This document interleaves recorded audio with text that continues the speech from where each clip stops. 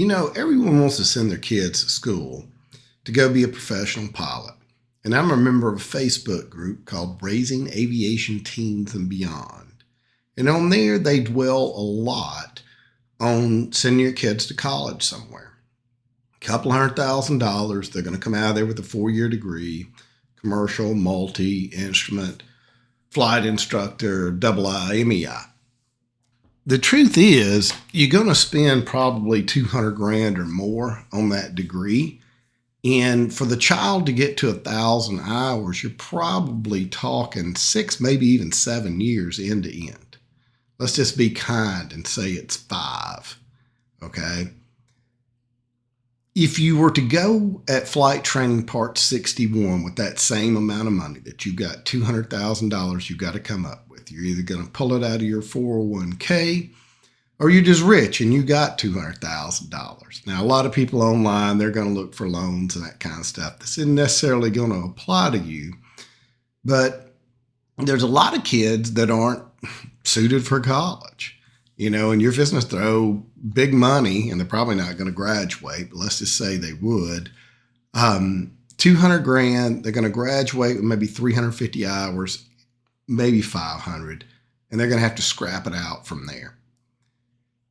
What if you were to take that $200,000, or what if we were to take $100,000 and just go out at part 61? Go buy a $60,000 Piper 140 with enough instruments in it to get you through an instrument and a commercial, and then get out there and go at it. And that's what we did. Here on the channel, you watch me and my son flying. He purchased a $30,000 airplane, had about $60,000 held back for gas and whatever other flight time we needed from the plane to the local flying club. But the bulk of the time, just the brute force from 0 to 1,000 hours, was going to come from flying in the little A-1B here on the channel. That push probably took 12 months, and we're just about at 1,000 hours. And he has gone through private, commercial, instrument, multi, and then all the sign-offs that would go along with that. If I were to take that $100,000 versus the $200,000 for the 4-year degree, there's a $100,000 difference. Everybody just said big deal. That's $100,000, which $100,000 is a lot of money.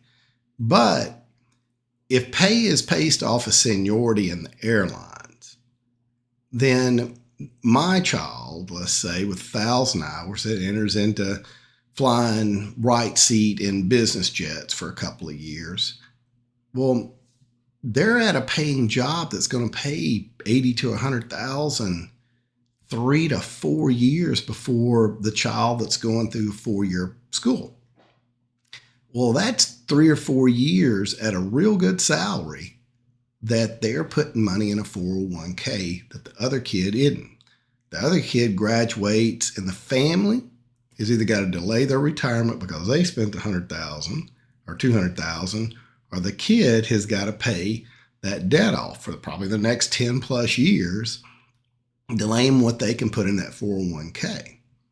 Well, over time, between that child being 25, let's say, and being 60, the peak earning years of the kid that got to the airlines and enjoyed senior pay for 3-4 years more quicker, but then another 5 years into, where everybody would have to retire at, say, 62. Golly, that's millions of dollars in a 401k, and it's a comfortable exit at the end, and not having to come up with the side hustle. Where the other child has spent into their 30s paying off a couple of $100,000 loan, the kids have arrived and all that, and they delay on getting money going in that 401k, and time and compounding is missed in that. You can't guarantee anything because the medicals. The sooner you can get one of these kids in a paying job and putting money back, the better they are. And on Raising Aviation Teens, I realize that is a talk about going to college site. But if you got a kid that's got some ADHD or something, they can't make it through one of those programs, but they could certainly fly a plane and go out at Part 61. Buying an airplane for $100,000 and selling that thing for $80,000 at the end of a year, minus and throw in whatever gas you had to put in, you're going to cut your out of pocket, and you're going to amplify and maximize what those kids are going to have in a 401k to retire, and the money that you're not going to have to take out of your 401k or borrow against the house or something to get them there. You're going to retire earlier. Not saying one's right and one's wrong, just saying there's certainly options out there. There are multiple videos on my channel where I literally break all this math down in detail, but anybody can follow this out loud.